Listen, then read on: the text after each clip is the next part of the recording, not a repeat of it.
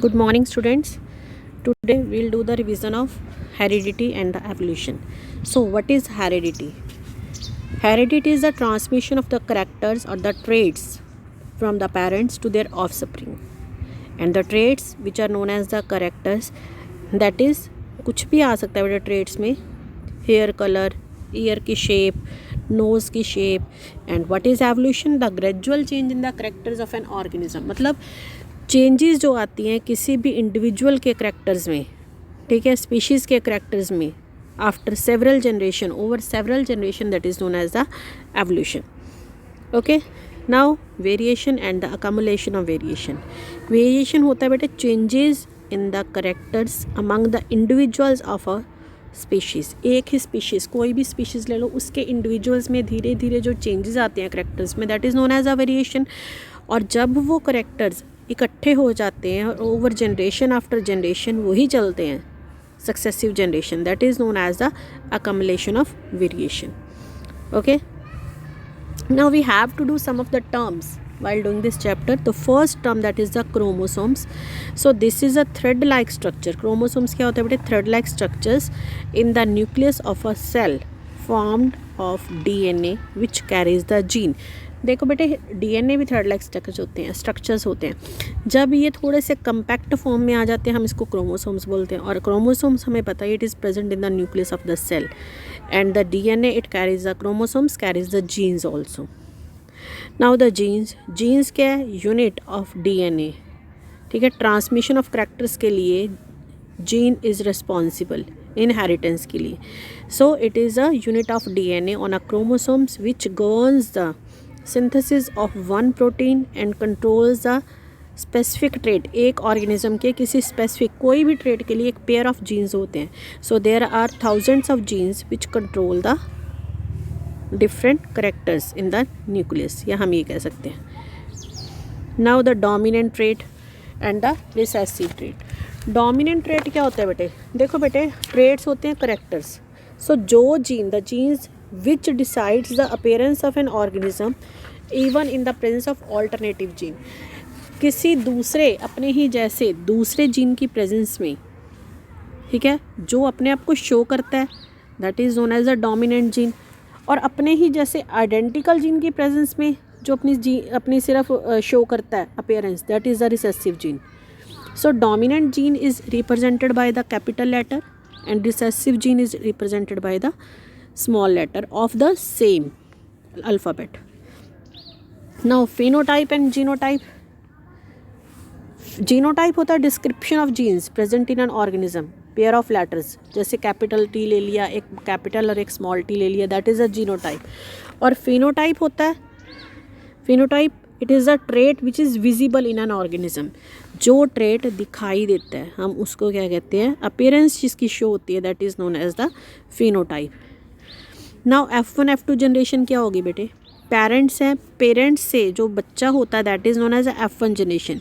उस F1 generation में जो बेबी होता है उससे जो नेक्स्ट जनरेशन आते हैं that is the F2 generation. और उससे अगली जो जनरेशन आएगी that will be the F3. तो this process will go on. Fine.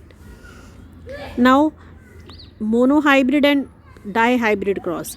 ये जो था मेंडल्स ने लॉ दिए थे, इस लॉ के बेस पे उसने मतलब मोनोहाइब्रिड और डाई हाइब्रिड क्रॉस के बारे में बताया. सो हमने रूल्स करने होते हैं. उसने पी प्लांट लिया. Why he choose the P plant? क्योंकि पी प्लांट में बेटे करेक्टर्स जो हैं अलग अलग तरह के करेक्टर्स हैं, because it had a number of clear cut characters which can be easy tell apart. ठीक है, इसलिए उसने पी प्लांट चूज़ किया. सो रूल्स क्या था? फर्स्ट लॉ था law of segregation. Law of segregation में क्या था बेटे? मतलब अपने आप को शो करना, जो करेक्टर्स शो हो जाएं. ठीक है, जैसे हम कहते हैं कि फर्स्ट लॉ ऑफ इनहेरिटेंस क्या था? द करेक्टरिस्टिक और the traits are determined by the internal factors which occur in the pairs and only one pair of such factors can be present in a single gamete. अगर हम देखते हैं यहाँ पे height ली हुई है, अगर हम हाइट देखते हैं तो हाइट में हम इस तरह से शो करते हैं कि डोमिनेंट जीन अपने आप को शो करेगा. और अगर हम F1 जनरेशन देखते हैं ऑल प्लांट्स आर टॉल. और अगर F2 जनरेशन देखते हैं तो रेशो क्या आएगी? 3:1, मतलब 3 टॉल प्लांट होंगे और 1 ड्वार्फ प्लांट, ठीक है। सो जो सेम लेटर्स होंगे कैपिटल टी ये प्योर ब्रेड टॉल प्लांट देंगे, और एक कैपिटल टी और एक small T that will be the heterogeneous characters, ठीक है। बट डोमिनेंट कौन सा हुआ, capital T, so it will be also a tall plant. जब ड्वार्फ प्लांट होगा तो दोनों ही स्मॉल टी होंगे। सो F1 जनरेशन में सारे टॉल प्लांट होंगे और F2 जनरेशन में 1 ड्वार्फ प्लांट और 3 टॉल प्लांट, 3:1 होंगे। Now the dihybrid cross also you have done this thing, you can see this picture. इसमें उसने 2 करेक्टर्स लिए हैं, राउंड एंड द हम कह सकते हैं येलो सीड्स, है ना। Round and yellow seeds they are the dominant character, and wrinkled and green they are the recessive trait. उसी तरह से जब हम F1 F2 जनरेशन करते हैं, सेम उसमें भी यही चीज़ आती है। तुम्हें पहले ये पता होना चाहिए कि कैसे हमें इसको करना है डाई हाइब्रिड क्रॉस में। F1 जनरेशन में क्या आएगी रेशो इसकी, फिर वही 3 चारों के चारों जो है F1 क्रॉस में क्या आएंगे, round and yellow, that are dominant characters. और जब हम F2 जनरेशन करेंगे तो इसमें क्या आएंगे, 16 हम कहेंगे करेक्टर्स बनेंगे, या 16 तरह के आएंगे। तो इसकी रेशो आएगी 9:3:3:1।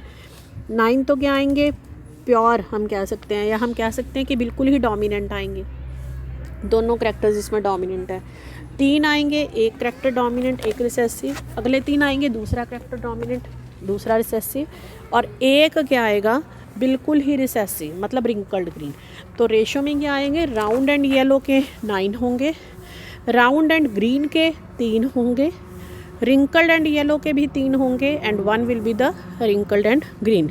सो this is the F2 generation and this is the dihybrid. Dihybrid क्यों कहते हैं, क्योंकि इसमें 2 करेक्टर्स 2 ट्रेड्स लिए हैं। ओके बेटे, ये तुम्हारा था। उसी के अकॉर्डिंग हम ब्लड ग्रुप का करेंगे कि ब्लड ग्रुप कैसे ट्रांसमिट होता है। हमने बताया हुआ है कि A, B एंड O 3 तरह के एलील्स होते हैं।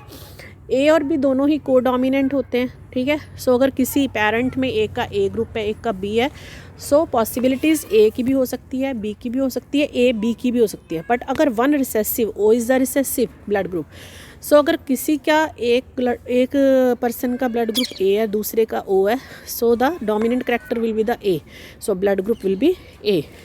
और एवोल्यूशन में तुम्हारा टॉपिक आई थिंक कट हो चुका है। So please revise this topics which we have done now and do prepare for the test also. Okay beta, thank you.